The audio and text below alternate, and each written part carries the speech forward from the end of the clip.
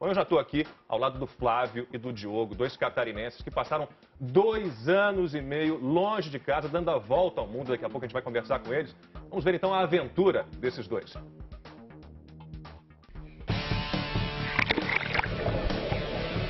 Vamos embarcar nessa grande aventura. A gente queria alguma coisa a mais da vida, assim, de conhecer outros povos, tudo. Mais de 40 países, cidades, eu não sei. Estava realmente entre o azul do céu e o azul do mar. Foram 2 anos e meio morando e viajando neste barco. Um roteiro, uma volta ao mundo, parando em lugares pouco visitados, mas sensacionais para a prática de esporte. 5, 4, 3, 2, 1, fight!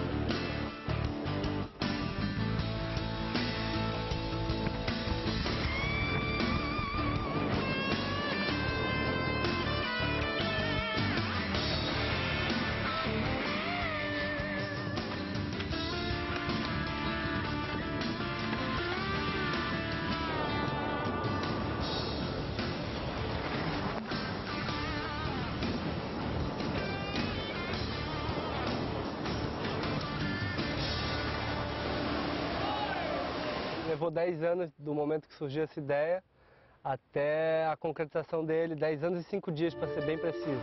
Antes de começar a viagem de volta ao mundo, sessões de análise. Uma das coisas que a gente achou assim, imprescindível de fazer era fazer uma terapia em grupo com uma psicóloga. E a gente começou a aprender a dar importância para os detalhes pequenos que no acúmulo dos dias acaba incomodando. Cirurgias.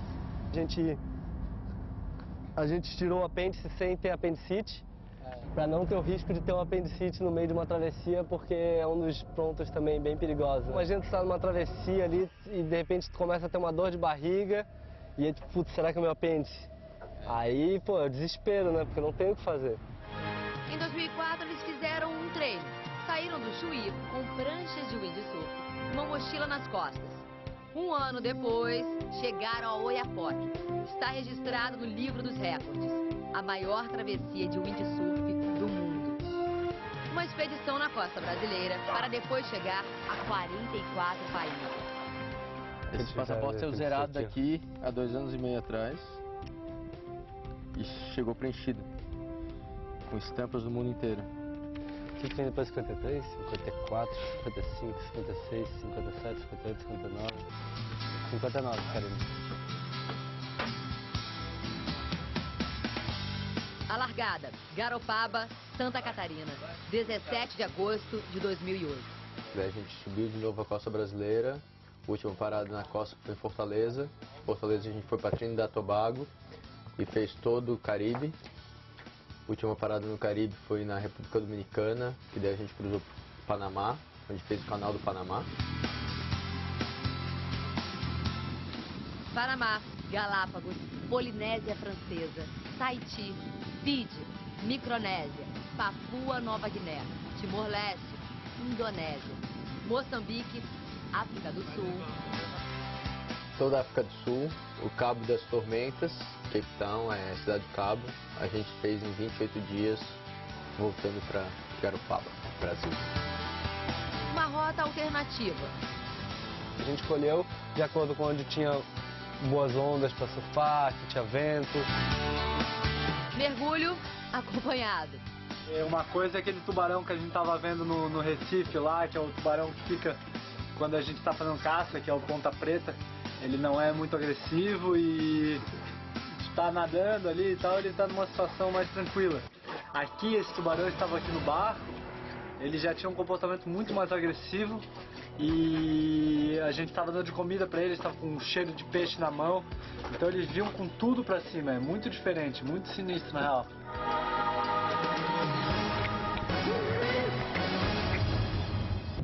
Kite. Sessão de surf em Papua Nova Guiné. Tava com o barco ancorado do lado de uma onda perfeita, sem ninguém. E aí tu voltava pro barco, assim, surfava lá 2, 3 horas, voltava pro barco. Aí tu tomava uma água, alguma coisa. E aí tu olhava aquela onda e tu falava, pô, daqui a pouco eu não vou mais estar aqui, sabe? Eu vou estar no Brasil um dia, eu vou estar arrependido. Aí tu volta pra água, tu não consegue sair. Fica 10 horas num dia surfando sem parar.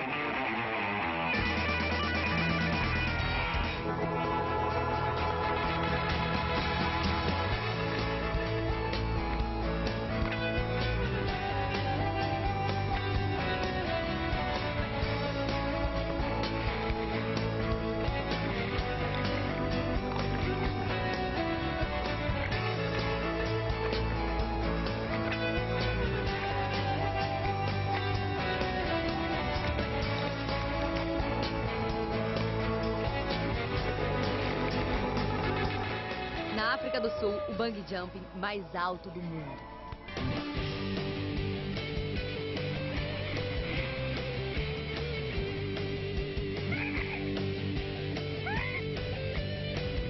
Horas velejando.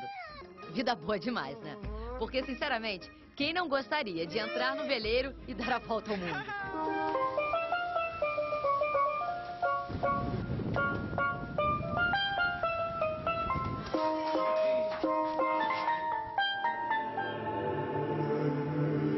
Detalhe, a travessia foi feita sem apoio nenhum, sem nenhum outro barco acompanhando. O que significa que qualquer imprevisto, qualquer emergência, era com eles. Só com eles. E não tem aquela coisa assim, tá bom, não quero mais.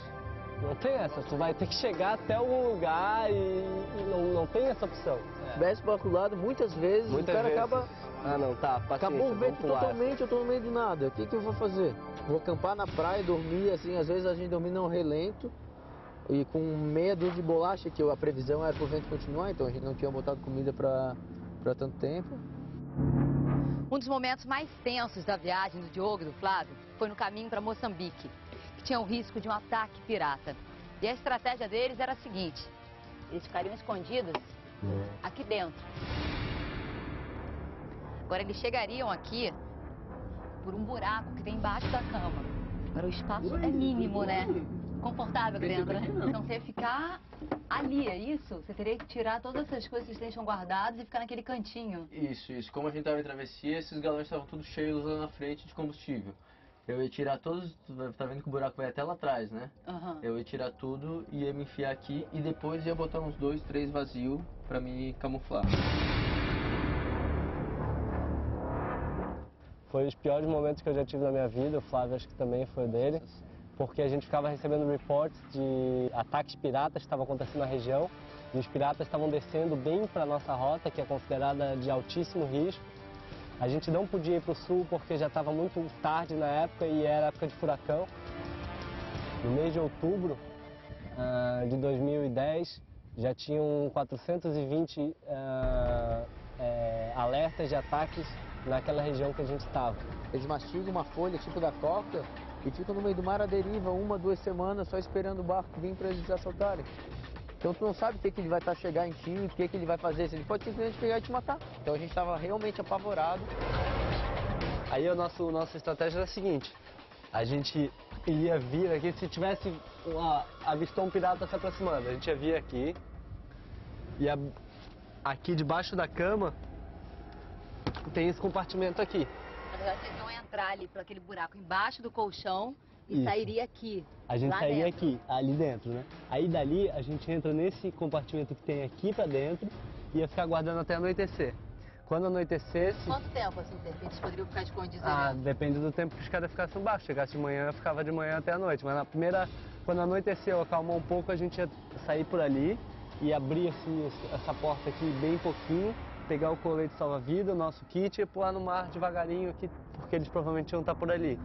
E a gente ia pular e aí tentar ligar o telefone via satélite e pedir resgate. Tensão, dor, cicatrizes de uma volta ao mundo. Eu fui casado 3 anos, 2 anos e meio, eu fiquei nessa viagem. É difícil realmente um casamento durar, a amizade continua, a gente está bem amigo. Realmente não teve como. Eu comecei com uma namorada até o Caribe, daí na Tahiti eu conheci outra francesa. Romance, drama, aventura. E a volta ao mundo é só uma parte da história que eles querem contar. para minha mãe, que se estiver assistindo, agora vai tomar um copo d'água, não é saudável para você ouvir o que vai vir a seguir. Eu quero ainda escalar o Everest e eu quero ir conquistar o Polo Sul. Eu deixo ele sozinho, escalar o Everest, mas conquistar o Polo Sul. Angelina Jolie. A gente queria alguma coisa a mais da vida, assim, de experiência em relação à viagem, conhecer outros povos e tudo. A gente estava realmente entre o azul do céu e o azul do mar.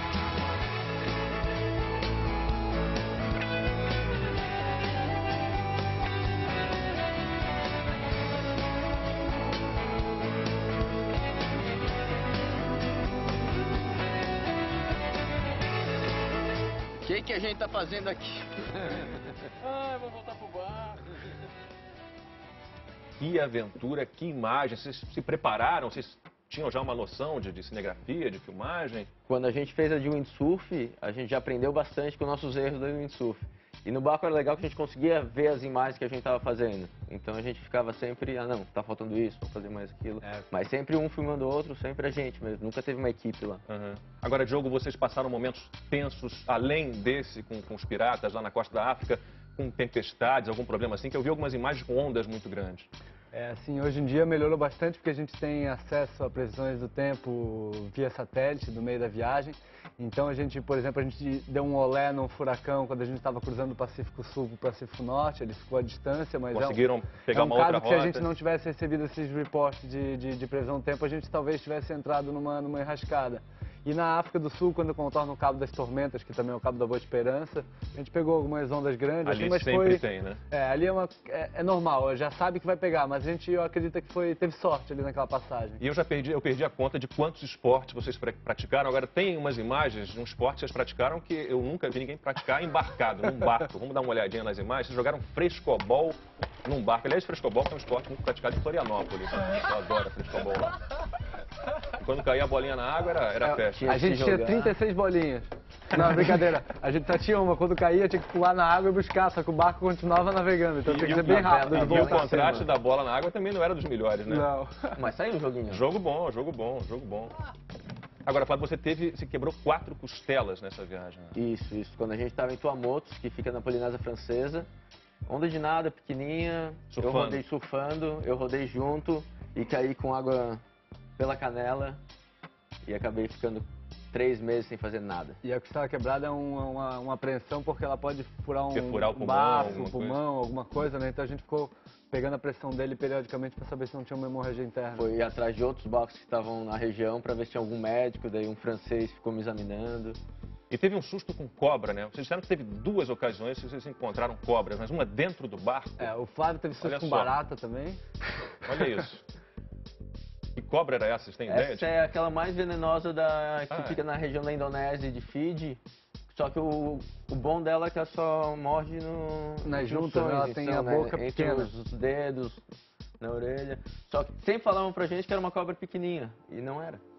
E vocês esperaram ela voltar pra água? Como é que foi? Então, essa voltou pra água, mas teve uma que foi pra dentro dos nossos tanques de água, onde fica nosso tanque de água, com nossos... E aí teve que, de alguma maneira, tirar dali. Ela saiu, a gente só viu que ela trocou toda a pelugem dela, toda a pele, a escama dela no... E Diogo era casado antes dessa viagem, acabou não resistindo ao casamento há 2 anos e meio longe de casa. 3 anos casado, 2 anos e meio viajando, acabou que acho que a distância acabou afastando muito. São algumas coisas que a gente acaba tendo que abrir mão para conquistar um sonho. A viagem já estava computada antes do meu casamento, a gente esperava que fosse dar certo, não deu, a amizade continuou, mas infelizmente... São algumas escolhas que a gente tem que fazer na vida para... Que dicas vocês dariam para jovens aventureiros que estejam pensando em encarar alguma coisa desse tipo? Tem, assim, um manual de dicas? Cara, eu acho que a primeira coisa é tentar realmente fazer um planejamento, uma preparação bem séria, mais do que precisa, porque assim, a nossa primeira viagem a gente foi exatamente o exemplo oposto. A gente não se preparou, virou o barco, quase morreu na nossa primeira viagem. Então, acho que só se preparar e acreditar que é possível qualquer sonho, porque quando a gente queria fazer essa volta ao mundo, a gente só tinha ideia. Não tinha mais nada, não tinha barco, não tinha dinheiro, só tinha vontade de conseguirmos realizar. Legal, uma aventura incrível. Flávio, obrigado. Tudo de bom para vocês. Até a próxima, Diogo. Valeu. Obrigado.